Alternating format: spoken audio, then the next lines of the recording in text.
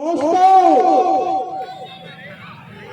यदि कांटे तराजू यदि बाट मिल जाए, हम बेनियत से तोला नहीं करते। हम परम पूज्य गार्जियन महाराज की औलाद है, बेवजह तोला नहीं करते। बहुजनों की जागृति के अग्रदूत राष्ट्रपिता ज्योतिबा फुले, करोड़ों करोड़ों बहुजनों के मसीहा सिंबल ऑफ नॉलेज परम पूज्य बाबा साहब डॉक्टर B.R. अम्बेडकर, भय भागकर भगवान को ठोकर मार करके विश्व को शांति का संदेश देने वाले महात्मा तथागत बुद्ध,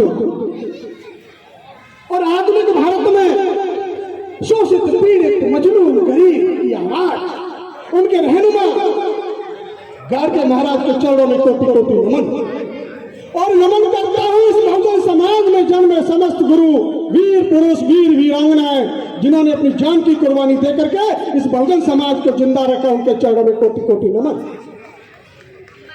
आज गार्जियन महाराज के 150वें जन्मदिन के उपलक्ष्य में आयोजित कार्यक्रम के सम्मानित मंच कार्यक्रम में उपस्थित अतिथिगण, मेरी माताएं बहनाएं बुजुर्ग, मेरे हम उम्र साथी और इस देश के भावी भविष्य निर्माता प्यारे बच्चों, और मेरे साथ चल करके आए मेरे बड़े भाई CL जाटव जी, लक्ष्मण सिंह जाटव जी, नरेश वर्मा जी, और मुझे यहाँ आमंत्रित किया गया RD कनौजिया जी और पृथ्वी कनौजिया जी, सभी के लिए मेरा क्रांतिकारी जय भीम, नमो बुद्धाय, जय गार्गियन।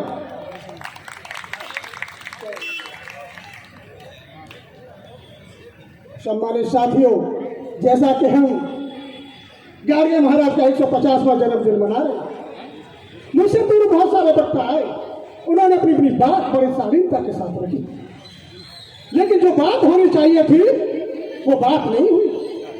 क्योंकि गार्गियन महाराज का जो संदेश था वो सिर्फ और सिर्फ धोबी समाज के लिए नहीं था, वो संदेश था पूरी मानवता के लिए संदेश था। सम्मानित साथियों, जैसा कि आप जानते हैं, क्योंकि गार्गियन महाराज का जन्म आपको पता ही है, सभी लोग जानते हैं, बुद्धिजीवी लोग हैं, कि 23 फरवरी 1876 को सिरगांव में हुआ था। उनका जन्म एक धोबी परिवार में हुआ। उस समय की जो हालात थी महाराष्ट्र के अंदर, उस समय का जो समाज था, उस समाज के अंदर धोबी समाज शूद्र जाति में आता था। सम्मानित साथी, और ये शूद्र समाज की जो स्थिति है, आप उससे अच्छी तरह से वाकिफ है कि एक व्यवस्था में एक शूद्र का क्या स्थान होता है। सम्मानित साथी, लेकिन हमने देखा कि गार्गियन महाराज का जो बचपन था बड़े दुख और कष्टों में बीता। सम्मानित साथियों, उनके पिताजी थे, इस व्यवस्था के अनुसार उनको दारू और शराब पीने की लत थी। सम्मानित साथियों, उनके पास जो जमीन थी वो जमीन बिक गई, वो जमीन बिक गई।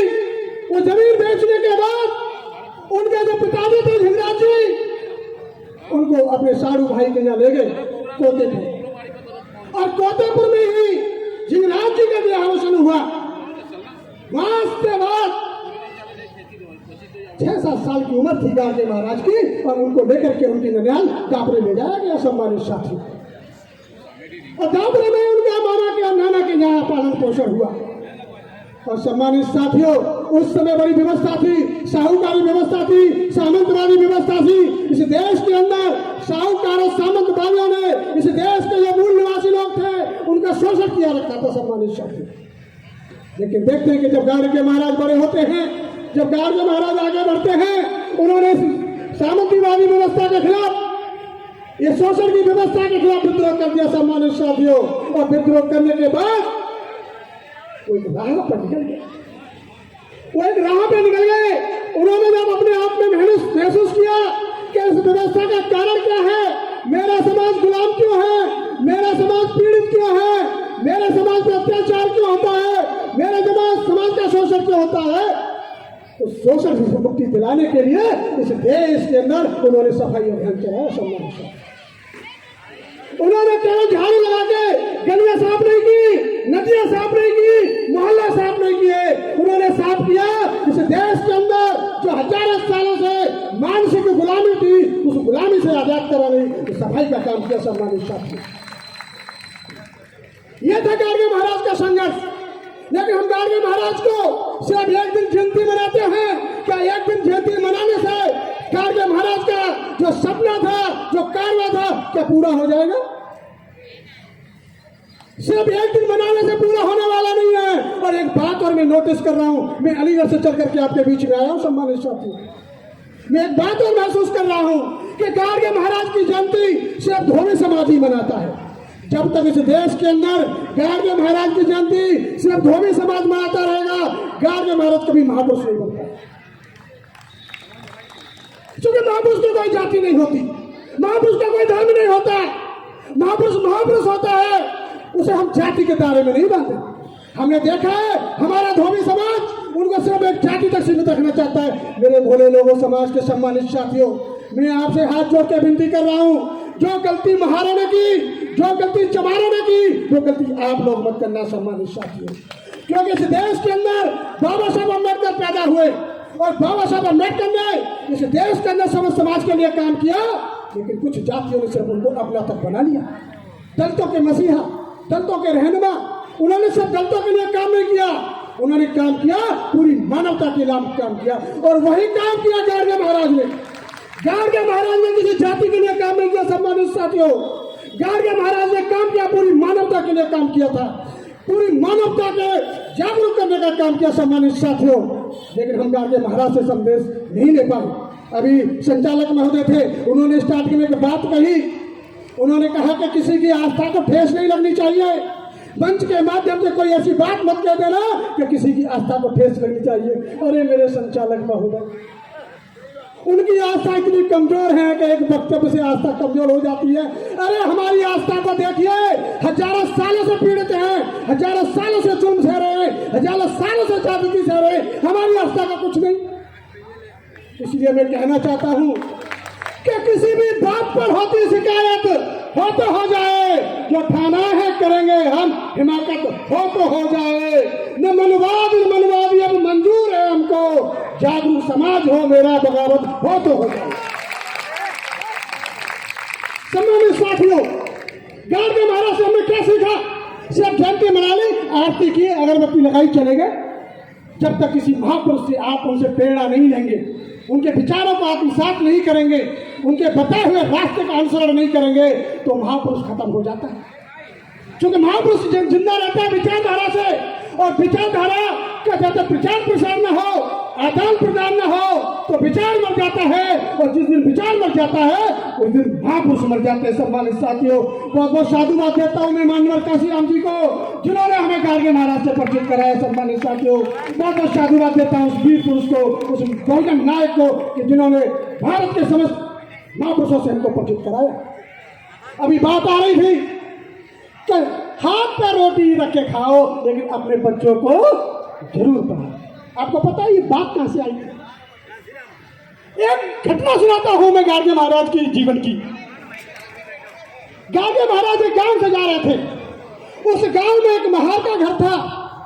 महार का बेटा मुंबई आया काम करने के लिए, और उस महार के बेटा ने एक चिट्ठी अपने पिताजी को भेजी।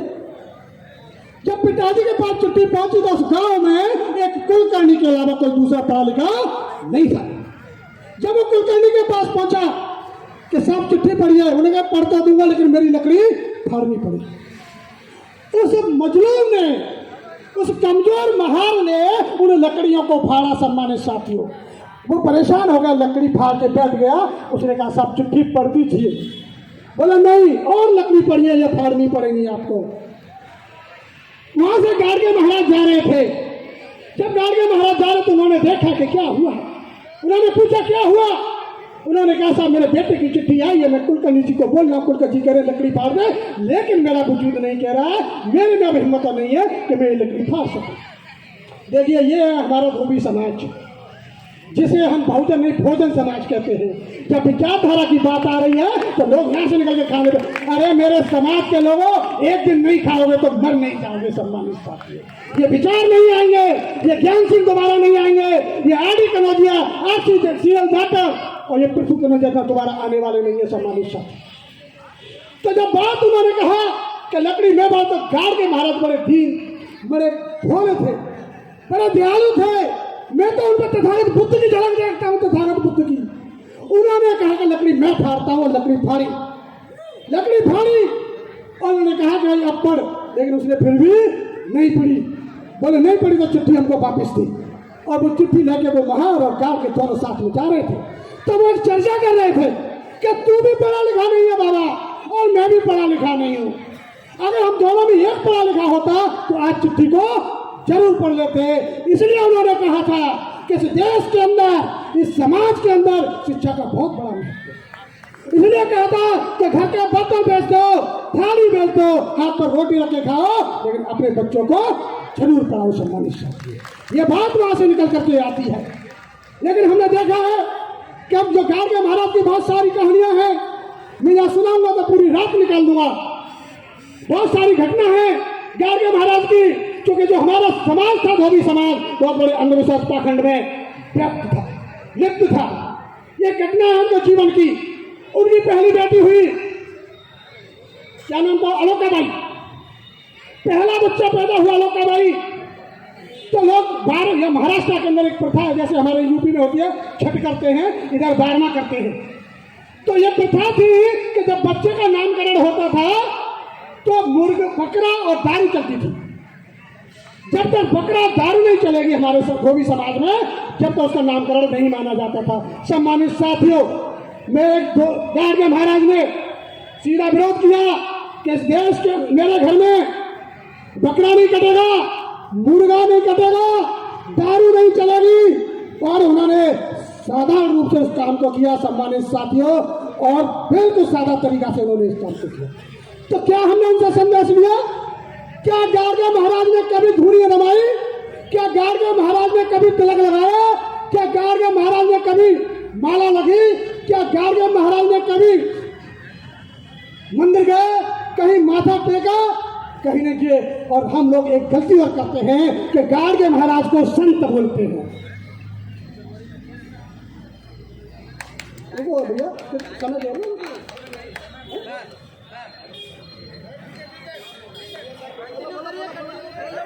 चलिए भाई साहब सुनो, अगर आप थोड़ा सा मैं बता देता हूँ, अगर अच्छा नहीं लग रहा हो तो कोई बात नहीं है भाई, कंक्लूड कर लो। टाइम तो मैं पहले ही बोल रहा था कि टाइम मैंने पहली बात की थी उनसे। चलिए कोई बात नहीं। कहानी कहाँ चल रही थी? गाड़गे महाराज ने कहीं माथा नहीं टेका, उन्होंने कभी चंदन का तिलक नहीं लगाया, उन्होंने कहीं धूमी नहीं रमाई, उन्होंने कभी पीताम्बर नहीं पहना, उन्होंने कोई माला नहीं पहनी। सम्मानित साथियों, मेरा समाज उनको संत कहता है। अरे न वो संत थे, न वो महात्मा थे, न वो साधु थे, वो तो महामानव थे। सम्मानित साथियों, वो महामानव थे। संतों ने कहा कि तू मेरी पूजा कर, तुझे मुक्ति मिल जाएगी। तू मंदिर में जा, तुझे मुक्ति मिल जाएगी। तू भजन कर, तुझे मुक्ति मिल जाएगी। लेकिन नहीं सम्मानित साथियों, मेरे गाड़गे बाबा ने दीन दुखियों की, मजलूमों की सेवा की, मानवता के लिए सेवा की, इंसानियत के लिए सेवा की, और इससे बड़ा कोई धर्म हो ही नहीं सकता। सम्मानित साथियों, गाड़गे महाराज का सबसे बड़ा धर्म था इंसानियत, मानवता, भाईचारा। ये था मेरे गाड़गे महाराज का जो संकल्प था। सम्मानित साथियों, चूंकि इशारा कर रहे हैं, लेकिन मेरी जो बात है अभी अधूरी रह गई। मैं ज्यादा समय नहीं लूंगा, 2 मिनट लूंगा बस। जब अभी ये पूर्व वक्ता बोल करके गए, उन्होंने कहा कि बाबा साहब अम्बेडकर के गाड़गे महाराज चौथे गुरु थे। पहले गुरु बुद्ध, दूसरा गुरु कबीर, तीसरा गुरु ज्योतिबा फुले और चौथे गुरु गाड़गे महाराज। लेकिन मैं पूछना चाहता हूं धोबी समाज से कि जब बाबा साहब अम्बेडकर ने धोबी समाज के महापुरुष गाड़गे महाराज को अपना चौथा गुरु स्वीकार किया, आपने अम्बेडकर को क्यों नहीं स्वीकार किया? कितने लोग बैठे हैं, हाथ उठा के बताइए जिन्हों के घर में बाबा साहब अम्बेडकर की तस्वीर है। कितने लोग हैं जो बाबा साहब अम्बेडकर की जयंती मनाई जाती है या उनके कार्यक्रम मनाए जाते हैं, नए परिवार शामिल होते हैं? कितने लोग हैं आप? ये गलती मत करिए। महापुरुष में पहले बोल चुका था, महापुरुष की कोई जाति नहीं होती। और ये केवल आप केवल गाड़गे का जन्म, गाड़गे महाराज का जन्मदिन नहीं मनाए, आपका अम्बेडकर जयंती मनाए, रैदास जयंती मनाए, फुले की जयंती मनाए, साहू की जयंती मनाए, पेरियार की जयंती मनाए, जगदेव प्रसाद कुशवाहा की जयंती मनाए, ललन सिंह यादव की जयंती मनाए, चोखा मेला की जयंती मनाए। बहुजन समाज में जितने भी सतगुरु महापुरुष पैदा हुए सबकी जयंती मनाए। समाज का निर्माण करना है, बहुत पीछे हट जाओ। बहुत पीछे रह जाओगे, मैं चेतावनी दे रहा हूं आपको। क्योंकि आपका कोई नेता तो नहीं है, चमारों के नेता है, यादवों के नेता है, जाटों के नेता है, गुजरों के नेता है, धोबियों का कोई लीडर नहीं है। धोबियों का कोई लीडर नहीं है। अगर तुम्हारा कोई लीडर नहीं है तो फिर किसी की लीडरशिप भी स्वीकार कर लीजिए। समाज का निर्माण करिए। जब तक हम बहुजन नहीं बनेंगे, एक एक करके तोड़ दिए जाओगे। क्योंकि हमने बाबा साहब की बात की, बाबा साहब को उन्होंने गुरु माना, तो हमें भी बाबा साहब को मानना चाहिए था। और ये बात सत्य है, ये बात बिल्कुल सत्य है सम्मानित साथियों, कि बाबा साहब और गार्गे महाराज का एक अटूट रिश्ता था, एक अटूट रिश्ता था। मुझे बाबा जब गार्गे महाराज बीमार थे और बाबा साहब अम्बेडकर को दिल्ली जाना था, उनको जैसे पता चला वो सीधे दादर आए और जाकर के गार्गे महाराज से मिले। गार्गे महाराज ने कहा, अरे आपका समय तो बहुत कीमती है। उन्होंने कहा कि आपका समय तो बहुत कीमती है। उन्होंने कहा, मेरा समय आपसे ज्यादा कीमती नहीं है। तो जब गार्गे महाराज को उन्होंने गुरु माना, तो हमें भी बाबा साहब अम्बेडकर को अपने दिल में बसाना चाहिए। सम्मानित साथियों, समय का कम है, बहुत भावना लेकर के आया था, बहुत सारे टॉपिक लेकर के आया था, बहुत सारी बातें थी गार्गे महाराज की। अब उनके जीवन के बहुत सारे संदेश थे जो मैं आपको देना चाहता था, लेकिन समय अभाव के कारण मैं आपको नहीं दे पाया। तो लाइनों के बाद बहुत अंदर से भावना आ रही है, बहुत कुछ बोलूं, बहुत कुछ अंदर से निकले, लेकिन संचालक का और वक्ता वही होता है जो संचालक का सम्मान करे। दो लाइनों के साथ मैं अपनी विचार को विराम देना चाहता हूँ कि न तख्त चाहिए न ताज चाहिए, कि न तख्त चाहिए न ताज चाहिए, हमको तो हमारा जागरूक समाज चाहिए कि मंदिर तक पहुंचा देंगे बाबा की क्रांति को, कि मंदिर तक पहुंचा देंगे महापुरुषों के कारवा को। धोबी एकता मंच ट्रस्ट को तो आप सभी का साथ साथ से ये फिर आपको